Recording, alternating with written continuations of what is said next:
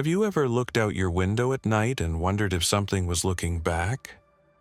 What if the most terrifying things in life aren't just stories, but memories you can't explain? Moments that happen to you, real as the air you breathe, but so impossible that you've spent years questioning your own sanity. Tonight, I'm sharing 4 true stories from real people who reached out to our community. These aren't urban legends or movie plots. These are actual experiences that change lives forever. Stories that will make you double-check your locks, avoid dark hallways, and maybe, just maybe, question everything you thought you knew about what's possible in this world. But before we dive into these haunting accounts, I need you to subscribe to our channel right now. Here's why. This isn't just another horror channel. This is a sanctuary for the most immersive, spine-chilling stories you'll ever hear. Here, your fears have a voice, and your confessions become part of our community. Every week, we share real experiences from people just like you, people who've witnessed the impossible and needed a place to tell their truth. When you subscribe, you're not just getting content, you're joining a family of brave souls who understand that some things can't be explained, only experienced. So, hit that subscribe button, ring the notification bell, and join us, if you have the courage. Because tonight, these 4 stories will stay with you long after the video ends. Our first story comes from Sarah, who contacted us after watching our channel for months. She said she'd never told this story to anyone outside her family, but something about our community made her feel safe enough to share. This happened when she was just 4 years old, living in her grandmother's old Victorian house in rural Pennsylvania. I remember that house so clearly, even now.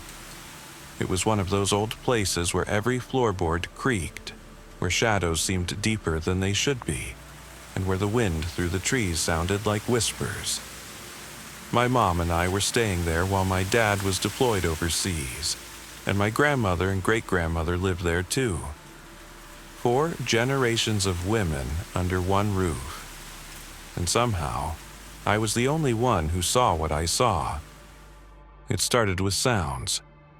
At first, my mom thought it was just the old house settling, or maybe mice in the walls. But these weren't settling sounds. They were deliberate, rhythmic, like footsteps, but not quite human. The sounds came from outside my bedroom window, which faced the back garden. Every night around the same time, between 2 and 3 a.m., I'd hear this slow, methodical movement in the grass below. The first time I looked out the window, I saw nothing. Just darkness and the outline of my grandmother's rose bushes. But the sounds continued, and they were getting closer to the house. Each night, they seemed to move from the edge of the garden toward my window. I started sleeping with my covers pulled up to my eyes, but I couldn't stop myself from looking. Then, on the 4th night, I saw them. Hands. But not human hands. They were too long, too thin, with fingers that seemed to bend in ways that fingers shouldn't bend. They were pressed against the outside of my window, just these pale, impossibly long hands sliding slowly down the glass. I could hear the soft, squeaking sound they made as they moved. I couldn't scream, I couldn't move. I just lay there, frozen, watching these things. Because I knew, even at 4 years old, that whatever was attached to those hands wasn't human. The hands would press against different parts of the window, sometimes tapping with those long, thin fingers, sometimes just feeling around, like they were searching for a way in. This went on for 2 weeks. Every single night, the same time, the same horrible hands at my window. I tried to tell my mom, but she thought I was having nightmares. My grandmother said it was probably tree branches casting shadows, but there was no tree near that window. My great-grandmother, though, she believed me. She had this look in her eyes when I described the hands, like she knew exactly what I was talking about. One night, I couldn't take it anymore. When I saw the hands appear, I got out of bed and walked right up to the window.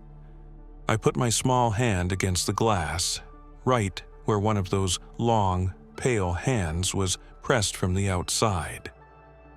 The moment my palm touched the glass, the hand on the other side jerked away, and I heard the most awful sound, like a wounded animal mixed with something almost disappointed. That was the last time I saw the hands, but it wasn't the end of the story. Years later, when I was in high school, my great-grandmother was dying. In her final days, she called me to her bedside and told me something that still gives me chills. She said that when she was a little girl, living in that same house, she used to see the same hands at her bedroom window. Her grandmother had seen them too, and her grandmother before that. She told me that whatever those things were, they had been trying to get into that house for generations, always targeting the youngest girl in the family, always the same long, inhuman hands, always searching, always tapping, always trying to find a way in. She said I was brave for pressing my hand against the glass that night, because that's what stopped them from coming back. You showed them you weren't afraid, she whispered, and fear is what they feed on. I'm 32 now, and I still can't sleep with my bedroom curtains open. Sometimes, on very quiet nights, I catch myself listening for that soft, squeaking sound of long fingers sliding down glass. The rational part of my mind says it was childhood imagination, but deep down, I know what I saw. And sometimes, just sometimes, I wonder if they're still out there, looking for the next frightened little girl to visit. Our second story comes from Marcus, a college student who had what he initially thought was just a bad case of sleep paralysis. But as you'll hear, what happened to him in that historic bed and breakfast goes far beyond any medical explanation.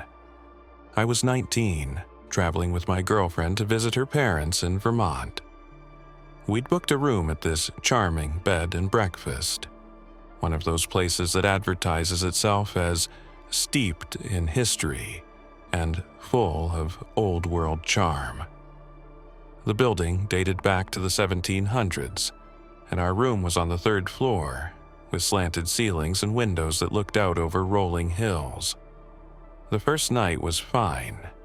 We had dinner downstairs, talked with the elderly owners about the history of the place, and went to bed around 11. But the second night, that's when everything changed. I remember falling asleep easily enough, but I woke up around 3 a.m. with that terrible feeling you get when you know something's wrong, but you can't pinpoint what. I tried to sit up, but I couldn't move. At first, I thought I was just groggy, but then I realized I was completely paralyzed. I could open my eyes, I could breathe, but I couldn't move a single muscle. My girlfriend was sleeping peacefully next to me, and I tried to call out to her, but no sound would come from my throat. I'd heard about sleep paralysis before, so part of me was trying to stay calm, telling myself it would pass. But then I became aware that we weren't alone in the room. There were figures standing around our bed, tall, impossibly thin shapes that seemed to absorb light rather than reflect it. They weren't quite human, but they weren't entirely inhuman either. They had the basic shape of people, but everything about them was wrong. There were 3 of them. One stood at the foot of the bed, one on my side, and one on my girlfriend's side. The one nearest to me leaned down, and I could see its face, or what should have been a face. It was smooth, like polished stone, with indentations where eyes should be and a barely perceptible slit for a mouth. But somehow, I knew it was looking at me. Then, something extraordinary happened. They started communicating, not with words, but directly into my mind. It wasn't telepathy like you see in movies, where thoughts are clear and understandable. This was more like downloading information. Suddenly, I knew things about them, about what they were doing there, about why they had chosen this particular room. They weren't malevolent exactly. They were curious, clinical, like researchers studying an interesting specimen. I understood that this room, this entire floor of the building, existed in some kind of overlap between dimensions. These beings weren't from our world, but they could observe us through these thin spots in reality. The information kept flowing into my mind. I learned that they had been watching humans sleep in this room for decades, maybe centuries. They were fascinated by our dreams, our subconscious thoughts, the way our minds worked when we were most vulnerable. They didn't understand concepts like fear or love or hope. These were completely alien to them. But here's the terrifying part: they were learning. Each person they observed taught them something new about human consciousness. They were studying us, mapping our mental patterns, understanding how we think and feel. And for what purpose? That information was blocked from me, like a file I wasn't authorized to access. The one leaning over me reached out with what I can only describe as a hand, though it had too many joints, and moved in ways that defied anatomy. It touched my forehead, and suddenly I was flooded with images, not from my own mind, but from theirs. I saw the room from their perspective, saw myself lying paralyzed on the bed, saw my girlfriend sleeping peacefully, completely unaware of what was happening. But I also saw other rooms, other beds, other sleeping humans throughout history. Hundreds of them, maybe thousands.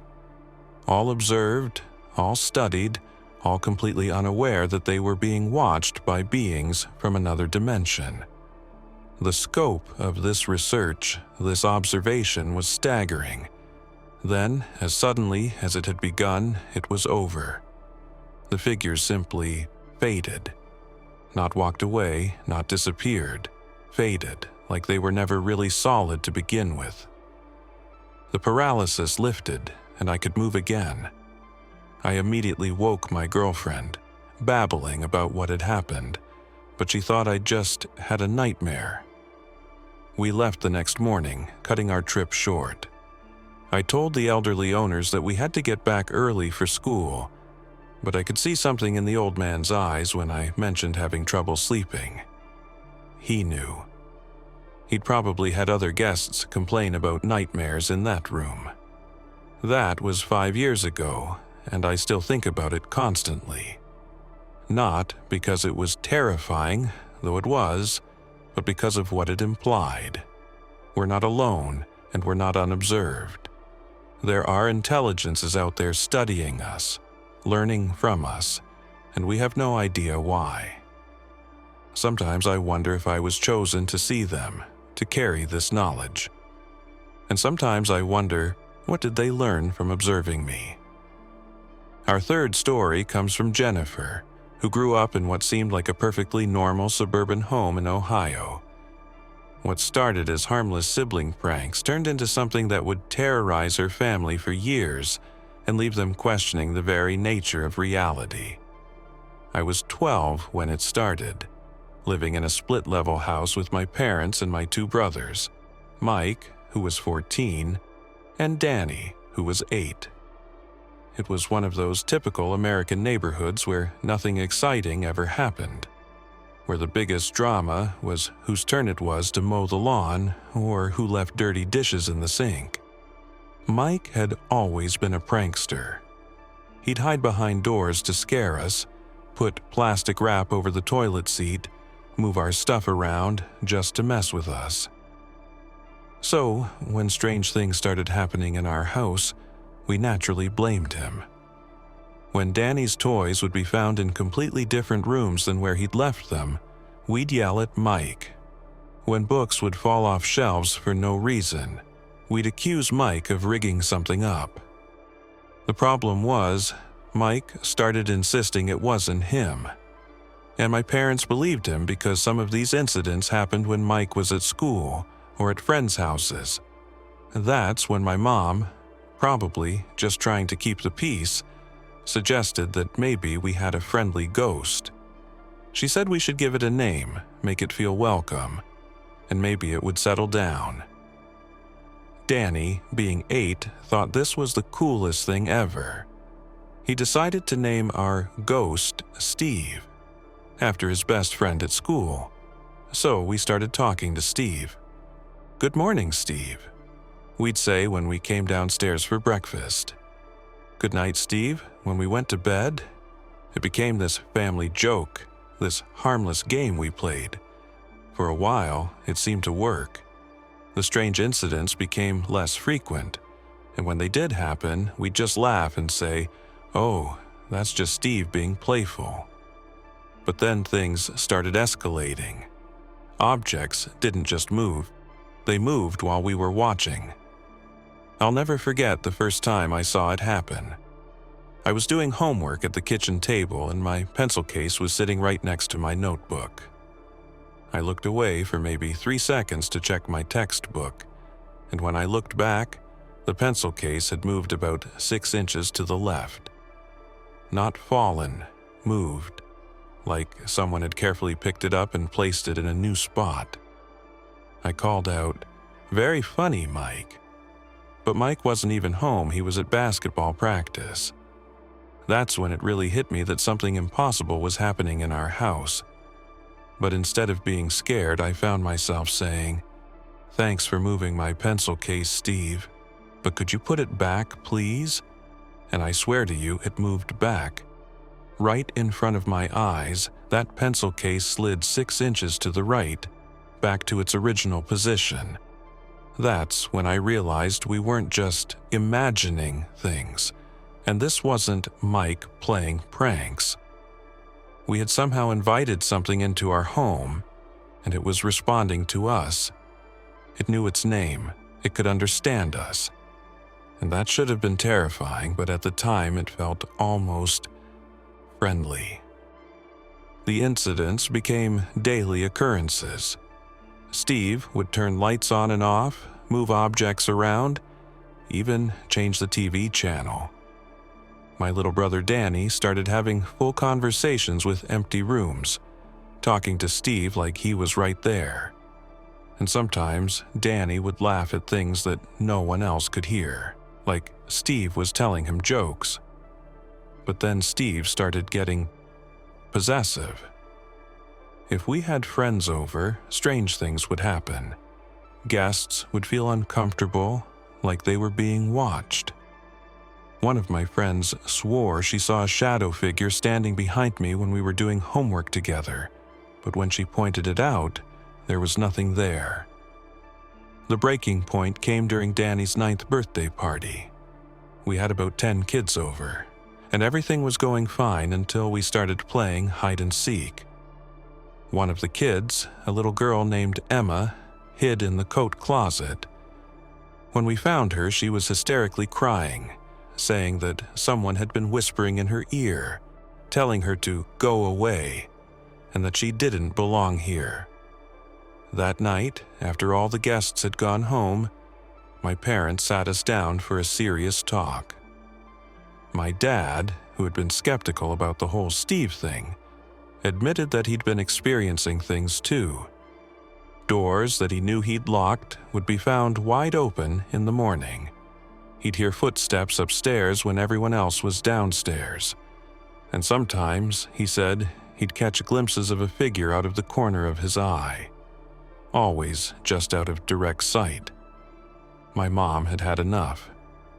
She announced that we were going to stop acknowledging Steve, stop talking to him, and hopefully he would go away. but Steve didn't like that plan. The very next day, Danny came running downstairs, absolutely terrified. He said he'd been in his room when he heard Steve's voice for the first time. Not just feelings or impressions, but an actual voice, deep and angry, saying, "Don't ignore me." That's when things turned genuinely frightening. Objects would fly across rooms. We'd find messages written in the condensation on bathroom mirrors, usually just "Steve" written over and over again.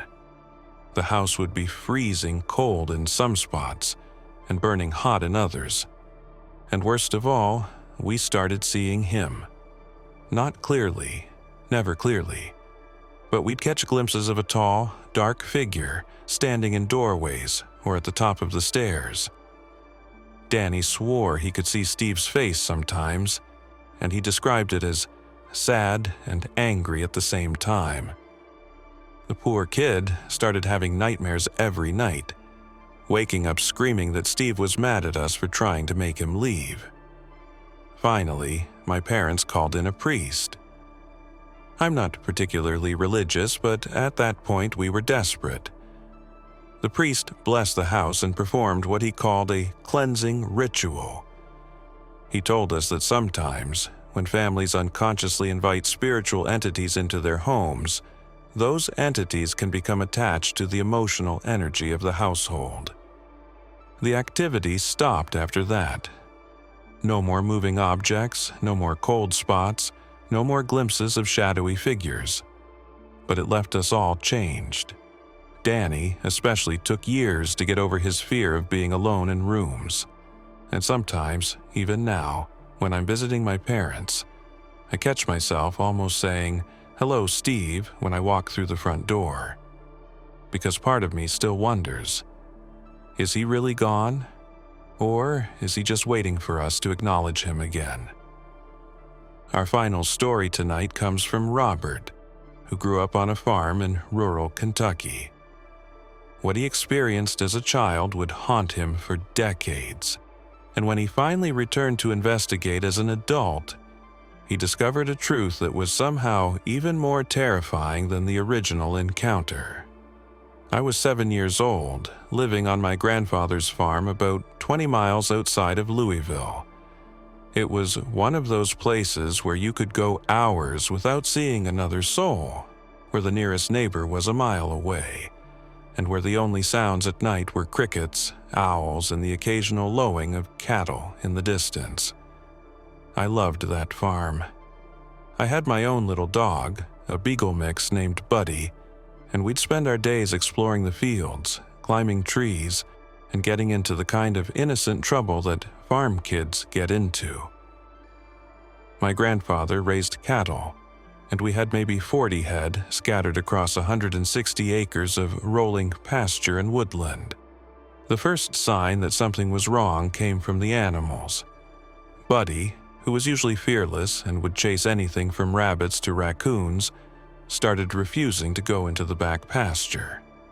He'd get to the gate, whine, and then turn around and head back to the house.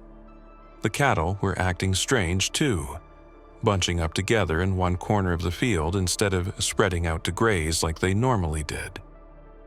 My grandfather noticed it too. He'd been farming for 40 years, and he knew when his animals were spooked. He started doing more frequent checks on the herd, walking the fence line, looking for signs of predators. We'd had problems with coyotes before and the occasional bear, but this felt different. The animals weren't just alert, they were terrified. Then, one evening in late summer, I saw it. I was sitting on the front porch with Buddy, watching the sunset, when movement in the back pasture caught my eye. At first, I thought it was one of the cattle that had wandered off from the herd. But this thing was moving wrong. Not like a cow, not like any animal I'd ever seen. It was tall, maybe 6 feet at the shoulder, and it moved with this strange, loping gait, like it was injured or not quite sure how to use its legs. Even from a distance, I could tell it was wrong.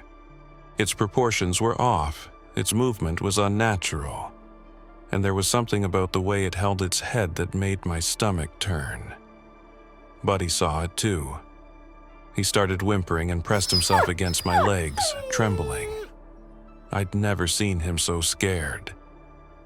I called for my grandfather, but by the time he came out, the thing had disappeared into the tree line. When I described what I'd seen, he just nodded grimly and told me to stay away from the back pasture until further notice. Over the next few weeks, we lost 3 cattle. Not killed by predators, just gone.